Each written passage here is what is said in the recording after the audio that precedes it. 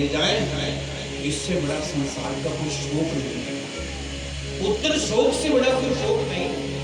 द्रौपदी गिर पड़ी भगवान की शरण में, मूर्छित हो गई, उठती है, बिलखती है, रोती है, तड़पती है, फिर मूर्छित हो जाती है।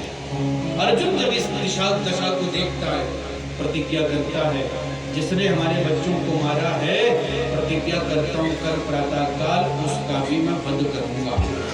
और केशव से कहा, केशव शीघ्र रथ चलाओ। एक सज्जन हमसे कहने लगे, भगवान पास थे, क्या मिला द्रौपदी को? मैंने एक ही बात कही सबसे, जब भगवान पास होता तो सुख नहीं दुख देता है। यदि आप जीवन में सुख मांगते हो, इसका मतलब ईश्वर आपसे बहुत दूर है। सुख क्या है और दुख क्या है?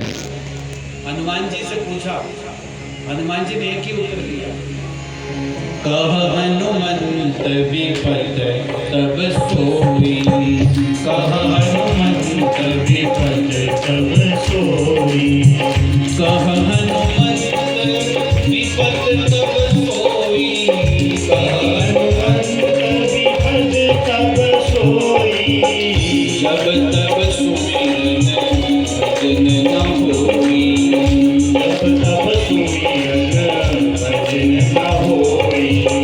सिया राम जय राम जय जय राम, सिया राम जय राम जय जय राम, सिया राम जय राम जय जय राम, सिया राम जय राम जय जय राम। क्या है विपत्ति? भगवान को भूल जाना ही सबसे बड़ी विपत्ति है, और भगवान को याद रखना ही सबसे बड़ी संपत्ति है। ईश्वर को याद रखोगे। ये दुनिया तो मरण धर्मा है और ये मृत्यु लोक है, यहाँ कोई शाश्वत रहा नहीं, आया है कितने जाना है। कोई पहले जाएगा, कोई बाद जाएगा, और संसार का सत्य है जाना। लेकिन दुर्भाग्य, हम उसी को ही अपना बनाए बैठे जो अपना कभी था ही नहीं। हम उसको कभी अपना नहीं मानते जो हमेशा से हमको अपना बनाने के लिए बैठा हुआ है। समझ रहे हो बात? एक शब्द में बड़ी गहराई है।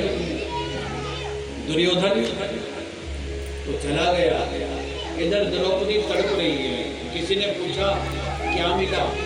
यही मिला, दुख मिला। दुख पास है। और सुनो, हमारे जीवन में दुख है ना, तो सहर्ष स्वीकार करो। जैसे कि दो प्रकार की कृपा होती है भगवान की, एक अनुकूल, एक प्रतिकूल। अनुकूल कृपा क्या? भगवती भी अनुकूल कृपा है, लेकिन भगवान ने हमसे सब कुछ छीन लिया और उसमें दुख विपत्तियां दी, लेकिन भगवान की फिर भी याद नहीं। ये प्रतिकूल कृपा है। जैसे किसी बच्चे की टांग में फोड़ा हो गया, माँ पकड़ के बच्चे को ले गई और डॉक्टर ने कहा कि चीरा लगाना पड़ेगा। जैसी चीरा लगने लगा, बेटा रोने लगा। कैसी कसाई माँ है, अपने बेटे को कटवा रही है, चीरा लगवा रही है। अब बताओ, यहाँ वो माँ धर्म निभा रही है कि कसाई धर्म निभा रही है? यदि उसको चीरा ना लगाए, इलाज ना करे, तो वही फोड़ा उसके लिए कैंसर का रूप बन जाएगा। अब इसको कहते प्रतिकूल कृपा। यदि आपके जीवन में बहुत आजकल उलझन चल रही है, दुख चल रहा है, तकलीफ चल रही है, तो इसका मतलब समझ लो आजकल आपका इलाज ऑपरेशन थिएटर में हो रहा है। प्रतिकूल कृपा हो रही है, लेकिन चिंता नहीं करना। रात जितनी मर्जी बड़ी होगी, सुबह होगी जरूर। दुख जितना मर्जी बड़ा होगा, एक ना एक दिन सुख देकर के जाएगा। ये सच्चाई है। और सुनो, ये पहलू है, सुख और दुख आते हैं। जैसे दिन रात है, लाभ हानि है, जीवन मरण है, यश अपयश है, ऐसे सुख और दुख। दुनिया का कौन ऐसा व्यक्ति जिसके जीवन में ना होता? आप ये सोचना कि पंडित जी के जीवन में तो दुख नहीं। पंडित जी को भगवान नहीं है, पंडित जी भी इंसान है। 3 घंटे हम अपना एक नाटक रचते हैं यहाँ पर। सच बताऊं तो ये संसार एक नाटक है।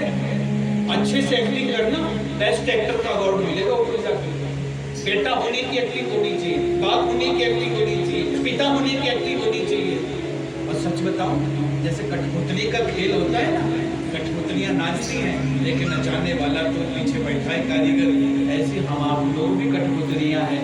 घुमा तो हो रहा है पीछे चाबी से, चाबी तो वो घुमा रहा है। इसलिए हम ये ना कहें कि ऐसा हो गया वैसा नहीं भैया। ईश्वर के बगैर कुछ नहीं होता। हाँ, हम एक चीज करने में बने, वश में है भक्ति करने में, सद्विचार रखने में, अच्छे कार्य करने में।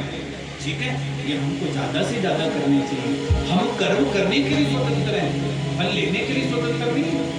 आंगन में पेड़ लगा दो फल वाला, अब जरूरी नहीं कि आपने जीते जी वो फल देगा। हो सकता है आज मरने के बाद पोते पड़पोते खाएं उस फल। आपको कर्म करना है, फल की इच्छा नहीं करनी है। हो सकता पहले दे दे, हो सकता बाद में दे, ये कर्म भूमि है संसार की। तो अर्जुन ने कहा केशव जल्दी रथ चलाओ, छोड़ूंगा नहीं। किसने बच्चों को मारा? भगवान ने कहा अश्वत्थामा ने, द्रोणाचार्य के पुत्र ने, उस ब्राह्मण ने इतना बड़ा पाप किया। केशव जल्दी चलाओ, जिंदा नहीं छोड़ूंगा। द्रुत गति से रथ बढ़ा, लेकिन दूर से जब अश्वत्थामा ने देखा तो ब्रह्मास्त्र छोड़ करके अर्जुन का शरीर जलने लगा। लेकिन भगवान तो योगी हैं, योगेश्वर हैं। भगवान ने ब्रह्मास्त्र की जलन को योग बल से शांत किया। अर्जुन दौड़ करके अश्वत्थामा को केशों से पकड़ते हैं, रस्सी से बांधते हैं और घसीटते हुए द्रौपदी के चरणों में पटक दिया। ले द्रौपदी, यह हमारे बच्चों का हत्यारा, बता करना क्या? अब द्रौपदी एक नारी, द्रौपदी एक माँ है। जिस नारी में करुणा और दया नहीं, वो नारी थोड़ी ना है। द्रौपदी ने क्या परिभाषा दी, क्या कहा?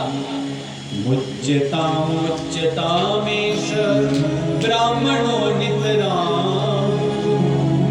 द्रौपदी कहती है छोड़ दो, छोड़ दो। क्यों? जो दुख मुझे मिला मैं नहीं चाहती वो दुख हमारी गुरु माता को। मेरे बेटे तो मर गए पर पति जिंदा है, लेकिन ये मर गया तो गुरु माता का पति तो मर गया है, और माँ केवल इस एक इकलौते बेटे की आस में जिंदा है। क्या बीतेगी उस माँ के ऊपर?